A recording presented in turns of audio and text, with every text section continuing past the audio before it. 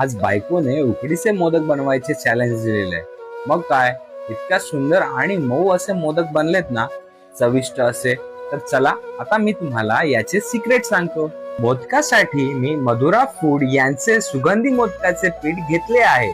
यासाठी मी 1 वाटी पाणी गरम करून त्यात 1 चमचा तूप या पिठामध्ये मिक्स केले आहे आणि या मिश्रणाला पूर्ण एकजीव करून वाफवून घेतले आहे.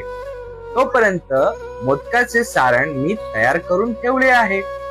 या पिठाला आपण मऊसूत असे मळून घेतले आहे आणि चला आता मोदक बनवायला सुरुवात करूया. मोदकाची पारी बनवून त्यात हे सारण भरून घेतलं आहे.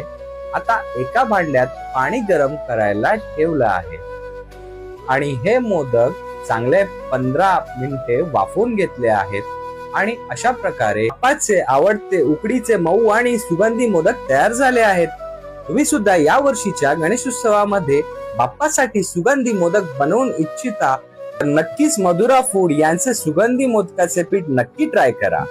खाली दिलेल्या नंबरवरती तुम्ही हे पीठ ऑर्डर करू शकता.